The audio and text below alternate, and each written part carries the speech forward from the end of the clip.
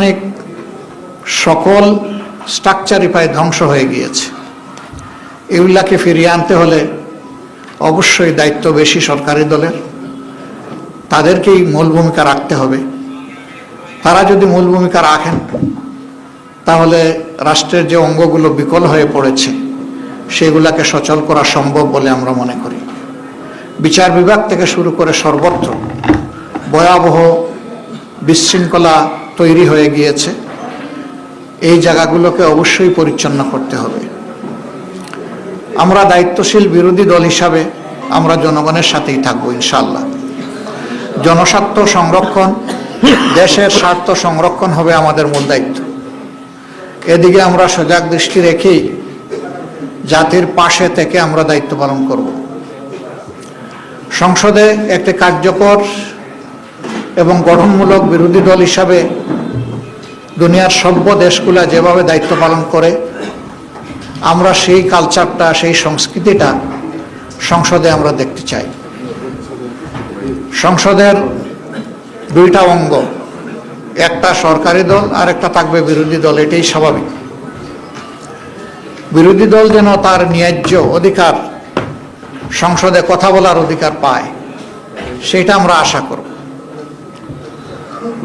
নতুন সরকারের দায়িত্ব যারাই নেবেন, দায়িত্ব নেওয়ার পরে আমরা আমাদের দিক থেকে নৈতিক দায়িত্ব পালন করব ইনশাআল্লাহ। আমরা তাদেরকে আশ্বস্ত করব, দেশ এবং জাতির স্বার্থে আপনাদের পাশে আছি। আমরা হাতে হাত রেখে কাজ করব। স্বার্থ বিঘ্নিত হলে আমরা আমাদের দায়িত্ব পালন করব।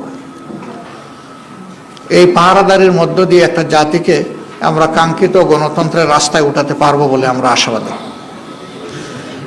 আমরা আশাবাদী থাকতে চাই এবং আমরা ইতিবাচক দৃষ্টিভঙ্গি পোষণ করতে চাই। দেশে আইন শৃঙ্খলা রক্ষা করা, সামাজিক সৌন্দর্য বিধান করা, মানুষের অধিকার সংরক্ষণ করা, জনজীবনে নিরাপত্তা নিশ্চিত করা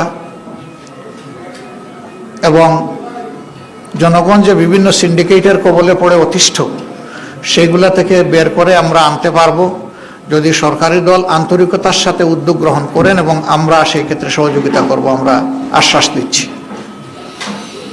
এই সার্বিক বিশৃঙ্খলা থেকে জাতিকে বের করে আনা এবং জুলাই যে আকাঙ্ক্ষা, জুলাই আকাঙ্ক্ষার প্রেক্ষাপটে আমরা আমাদের দায়িত্ব পালন করব। আমরা অতীতেও বারবার জুলাই শহীদদের প্রতি গভীর শ্রদ্ধা নিবেদন করেছি, জুলাই যোদ্ধাদের প্রতি শ্রদ্ধা নিবেদন করছি। আজকে আরেকবার জাতীয় সংসদের কার্যক্রম ইনশাআল্লাহ আগামীকাল থেকে শুরু হওয়ার কথা, আমরা আরেকবার তাদেরকে গভীর শ্রদ্ধায় স্মরণ করছি এবং যারা চলে গেছেন আল্লাহর দরবারে তাদের জন্য শাহাদাত কামনা করছি। আর যারা আহত পঙ্গু হয়ে বেঁচে আছেন মহান মাবুদের দরবারে, মহান রবের দরবারে তাদের জন্য সুস্থতা কামনা করছি। পুরা জাতি কার্যত জুলাইয়ে যুদ্ধ করেছে। জাতির এই অবদানকে স্মরণ রেখে যদি সংসদ পরিচালিত হয়, আমরা বিশ্বাস করি এই সংসদ জনগণের প্রত্যাশা পূরণে সক্ষম হবে ইনশাআল্লাহ। কিন্তু যদি জুলাই আকাঙ্ক্ষাকে আমরা ভুলে যাই তাহলে এই জাতির ভাগ্যে বারবার জুলাই ফিরে আসতে পারে। আমরা এটা চাই না। আমরা চাই যে জুলাই যে কারণে ফিরে এসেছে এই কারণটা যেন আর দ্বিতীয়বার তৈরি না হয়। আমরা এখন যে দেশটা, স্বাধীন দেশটা আল্লাহর মেহেরবানিতে পেয়েছি, এটি একসময় পাকিস্তানের অংশ ছিল। 47-এ যারা যুদ্ধ করে সংগ্রাম করে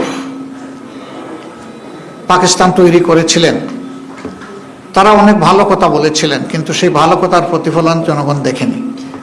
তারপরেও 47 যে পূর্ব পাকিস্তান ছিল এটাই বর্তমান বাংলাদেশের সীমানা, ওই সীমানা নিয়েই আমরা চলছি। কাজে এটার ভিত রচনা হয়েছে 47। আবার 47-এর যারা সংগ্রামী ছিলেন, রাষ্ট্র পরিচালনার দায়িত্ব পেয়েছিলেন, তারা তাদের দায়িত্বটা নিঃশ্বাস সাথে পালন না করার কারণেই পরবর্তী পর্যায়ে যে বৈষম্য তৈরি হয়েছিল এর বিরুদ্ধে পূর্ব পাকিস্তানের জনগণ তারা ফুঁসে উঠেছিল। 70-এর নির্বাচনে তার প্রতিফলন হয়েছিল।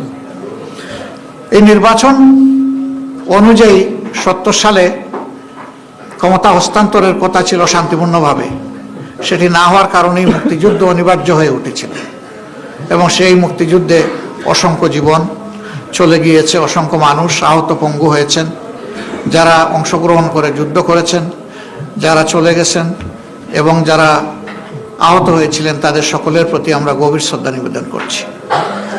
সম্মানিত বন্ধুগণ, ইতিহাসের ধারাবাহিকতায় আজ ২৬ সালের এই নির্বাচন অনুষ্ঠিত হয়েছে। অতীতে এদেশে সুষ্ঠু গণতন্ত্র প্রতিষ্ঠা হওয়ার কোনো পরিবেশ তৈরি হয়নি। আমরা আশা করি যে আমাদের সমবেত প্রচেষ্টায় সরকারি দল বিরোধী দল মিলে আমরা যদি দায়িত্বশীল আচরণ করি, জাতির প্রতি যদি আমরা দায়বদ্ধতা নিয়ে কাজ করি, তাহলে গণতন্ত্র তার প্রাতিষ্ঠানিক রূপ পাবে ইনশাআল্লাহ। এর কোনো বিকল্প আপাতত নেই, আমাদেরকে সেদিকেই ফিরে যেতে হবে।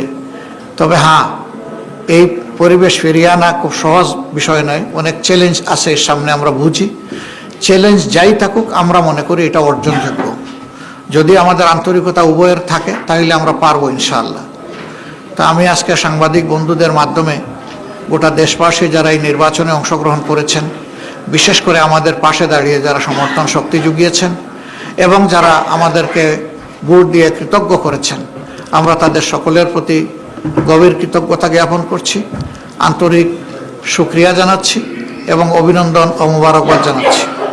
আমরা যে দেশবাসী প্রত্যাশা নিয়ে আমাদের পাশে দাঁড়িয়েছিলেন, নির্বাচনের ফলাফলে তার পূর্ণ প্রতিফলন হোক কিংবা না হোক, আমরা সেই দেশবাসীকে কথা দিচ্ছি, নির্বাচনের আগে যত কথা আমরা আপনাদেরকে বলেছি, একটা বিরোধী দল হিসাবে আমাদের নিজের অবস্থান থেকে তার যতটুকু সর্বোচ্চ পালন করা সম্ভব, বাস্তবায়ন করা সম্ভব, আমরা সেই ব্যাপারে ইনশাআল্লাহ প্রতিশ্রুতিবদ্ধ।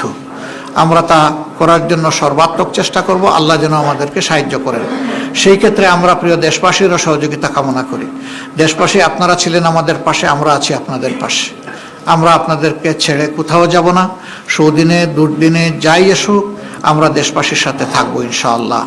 আল্লাহ তাআলা আমাদের সহায় হন এবং আগামীকাল থেকে যে নতুন অধ্যায়ের সূচনা হচ্ছে, এটা দেশের জন্য কল্যাণ বয়ে আনুক, নতুন দ্বারা সুস্থ রাজনীতির বিকাশ ঘটুক এবং মানুষের জীবনে শান্তি এবং নিরাপত্তা ফিরে আসুক। আমাদের যুবকদের প্রত্যাশা পূরণ হোক, তাদের হাতে হাতে কাজ তুলে দেওয়ার জন্য রাষ্ট্র যেন পদক্ষেপ নেয়, সেই পদক্ষেপের আমরাও গর্বিত অংশীদার হতে চাই। আল্লাহ হাফিজ। বাংলাদেশ জিন্দাবাদ।